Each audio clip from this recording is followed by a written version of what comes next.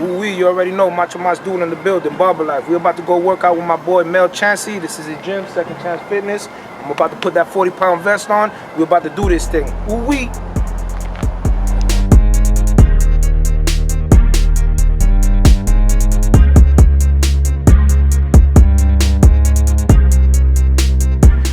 You already know about that barber life. Macho MasDuro in the building with my boy Mel Chancey here at his gym, Second Chance Fitness, Port Charlotte, Florida.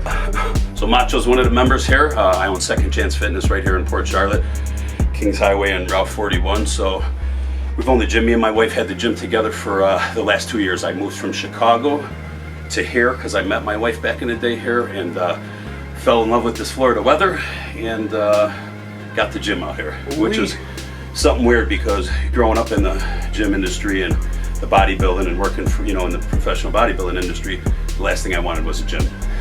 So when she told me this gym was open and stuff like that, I was like, come on, babe. But it worked out to get us to come down here and live down here full time, and why I do all my I travel so much and crazy busy with this industry. So Mel, tell us how was them buys, man? The arm workout was strenuous for me, and I told you because if I miss any body parts, so when I was 290 and I was trying to downsize, I was having a hard time because the body, I had so much muscle all my life, so the body holds on to it, So I had to start killing cardio, making sure my diet was clean. So it took me like two and a half years to strip down from the 290s to where I'm at right now, like 250. And anytime I eat crazy or train crazy, the muscle blows back up because it's got memory, right? So I don't really train arms. I train arms like probably once a month on an average basis. What is your advice and your professional opinion and what you went through so they can get actually bigger? Because I have a lot of people when they come and they be like, yo, Mach, you big. I was naturally big. You don't have to be big, like what we're explaining. You know, if you're not getting paid for, what is your advice for? The majority of people that you see in here just want to stay in some kind of shape. None of them a lot of them don't want to compete. We got the young dudes in here that want to take the route I did to be a big, meathead, as I say, and see if they can get on stages and turn pro. But for the most part, people just want to stay in shape.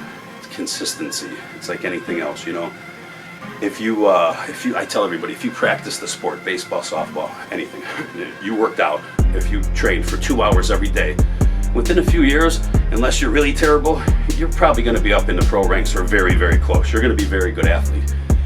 In 2 years of trying to put muscle on and stuff, if you got 12, 15 pounds of real muscle, you're doing good. So all my followers out there, everybody who's viewing this, remember, it's all about consistency, all right? You don't have to be big or whatnot. And anything you do, you go hard on it, you know what I'm saying? Because we go hard on it.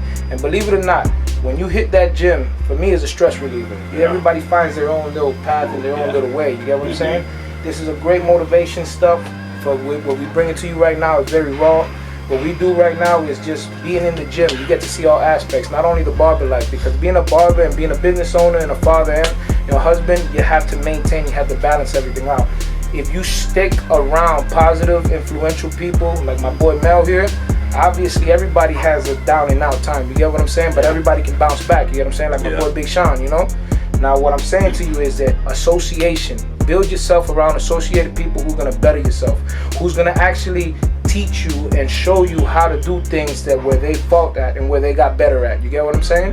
But I tell all my supporters and friends, like the world's a negative place as it is. All this shit that we see going on and everything like that, it's a mess, And not to get too spiritual, but if you believe in God and you believe in the end of the Bible, Revelations, it says it all. So, it is what it is. But in all the midst of this stuff, I try to no negativity, no drama. I try to keep just I don't try to, I do keep all the positive people in my life.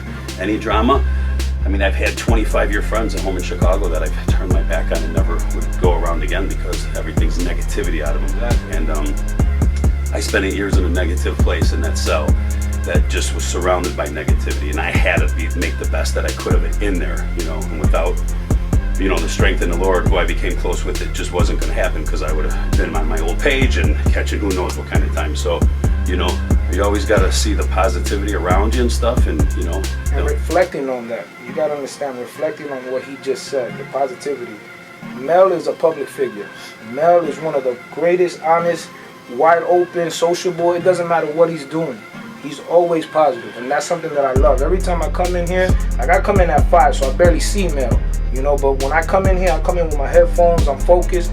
But Mel would actually stop. Don't matter who you are. You can be a bum from the street. That's something I love. Remember, he already said there's always negativity in this world, but you can bring some positivity to the world. You get what I'm saying? Good vibes all the time. Just try and put that in practice.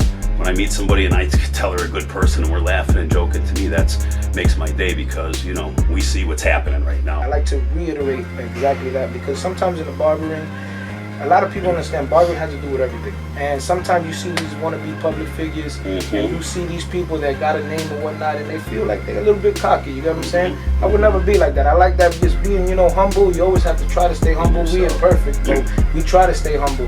But if somebody reaches out, you know, we should never think that we're better than the next person. I've been friends with Hulk Hogan for, you know, 27 years now. Same with, you know, The Rock, me and The Rock talk. So I really respect guys like that, because their heads never got, you know, look how they are. Yeah, exactly. 2 huge public figures, you know, they're the most known faces ever. I appreciate you getting this opportunity. I get to work out with you. You know what I'm saying? And yeah, that was a good one, man. It was a good one, man. You know what I'm saying? So everybody, I want you guys to acknowledge this, man. When you guys see this on the YouTube channel, follow Mel Chancey on his Facebook, on his Instagram, and on his YouTube channel. You know, I hope this inspired all these youngsters out there, not only in the barbering, but also in real life. You get it? And whoever's getting haircuts tomorrow from Macho, take it easy, because his arms are going to be sore. On Instagram, I'm Mel Chancey 187. Facebook, Mel Chancey, CHANCEY. So YouTube, same stuff with all the videos I've had. We already know. Barber Life, we out.